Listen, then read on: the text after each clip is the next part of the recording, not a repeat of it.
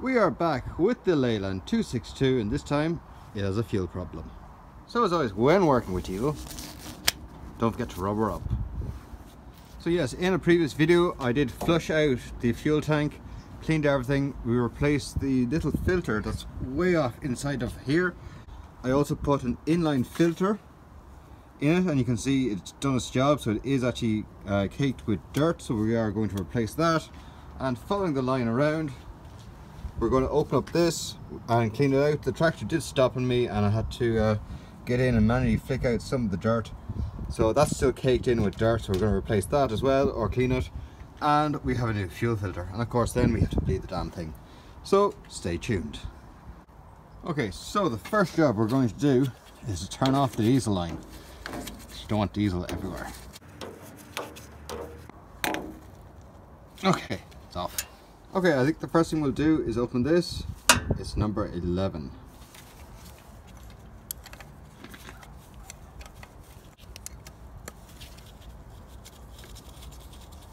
It doesn't matter because we have to re-bleed it anyway. So it lifts off very gently not to lose anything. And this is the gauze, or a little filter.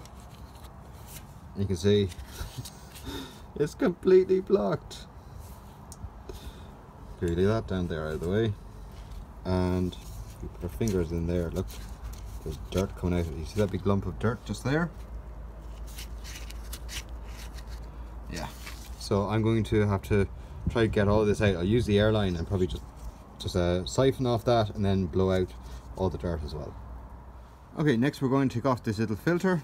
We have a little screwdriver and we're just going to do it. So most Leylands will not have this. This thing I put in because my fuel line was damaged. It was starting to crack and break up.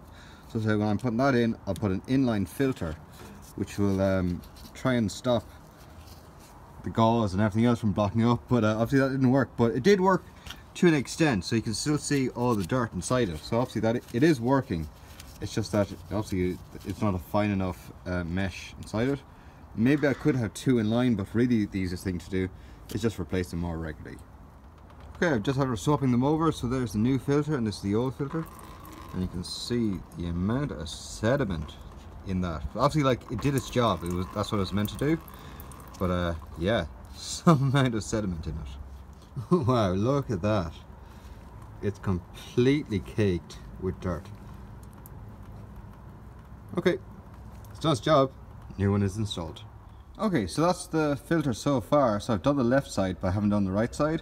So what I'm doing is getting the air gun, and rather than blowing directly straight down, because that's going to damage it, I'm actually blowing across it like that. And that's actually pulling the dirt up and out of the filter gauze. So you can see it is getting lovely and clean compared to what it was. And just doing that, blowing across it on both sides, so this side and on the far side. And I'll probably give it a wash in some diesel or some spirits afterwards to get the last of the dirt out. But that's how I'm getting the heavy sludge off. So I have to empty the reservoir here.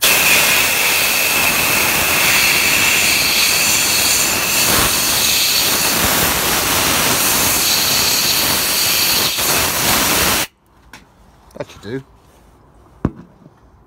Yep, looking clean. I can't see the rest for the engine, but that's all getting power washed anyway. Okay, on to the next job. Now all cleaned, it's back installed, and now we can put our cap back on.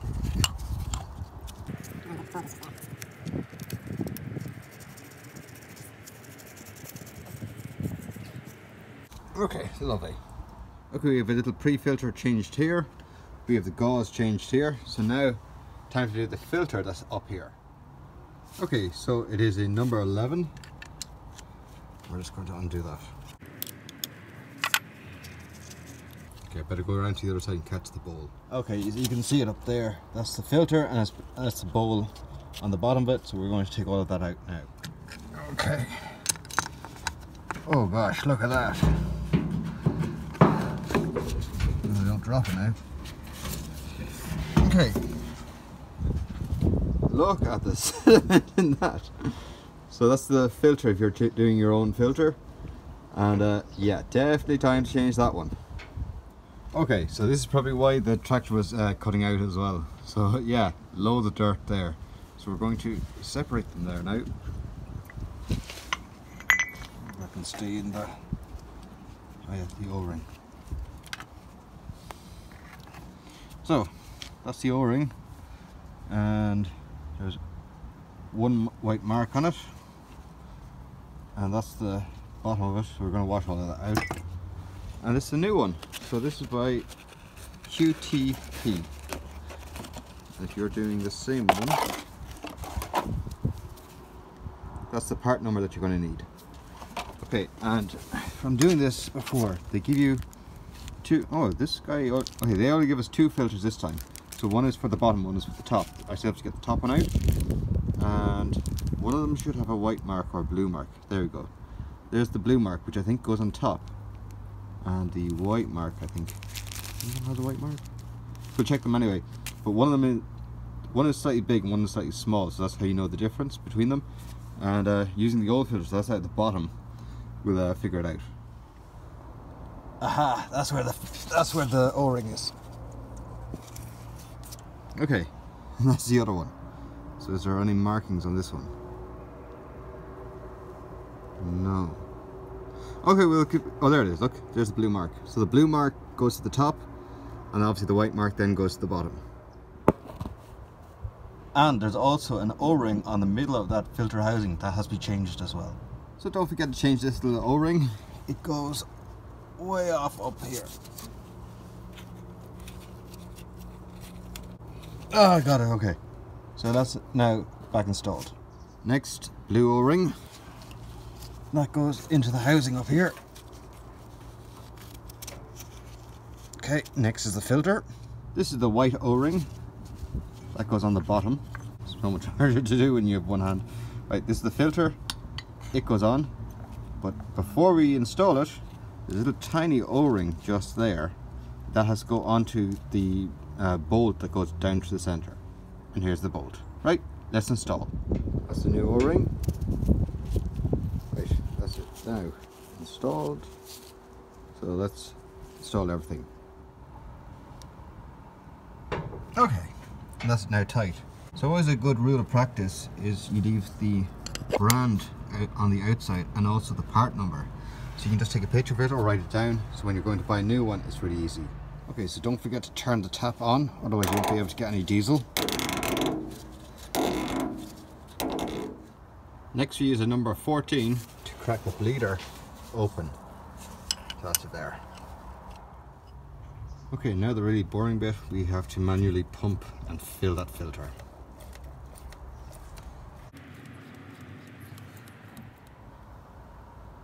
So I left the bleeder currently open,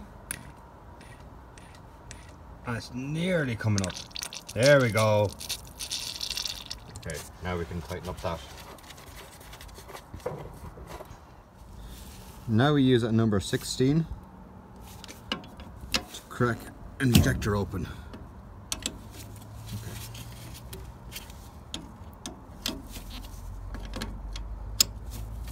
And this will let off any trapped air that's inside the lines. It'll help bleed it off. So technically we're starting the tractor on 3 injectors and maybe a half. So some of this is going to bleed off. So this is the air coming out, but that'll actually help the engine to start. And once it starts to crank over pretty quick, we can close this down, or as soon as the engine starts, we can crank this down and the tractor will come back more to life because it'll be now running on 4 full injectors.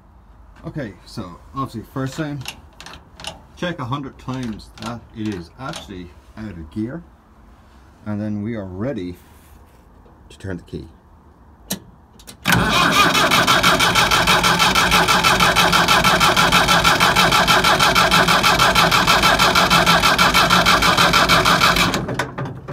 Oh yeah, don't forget to turn up some throttle. Okay, let's give it another go.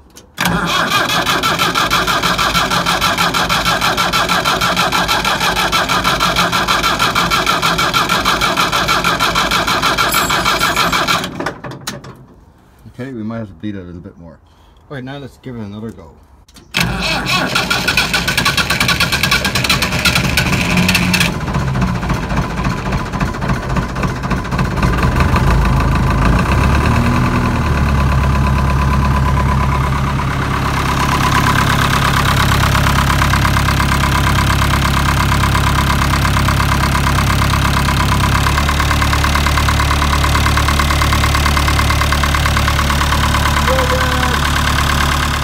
So guys, that's now the little Leyland back running again. I'm absolutely delighted about that. So if you like this video, give it a thumbs up, comment down below, subscribe over there. As always, thanks for watching. See ya later.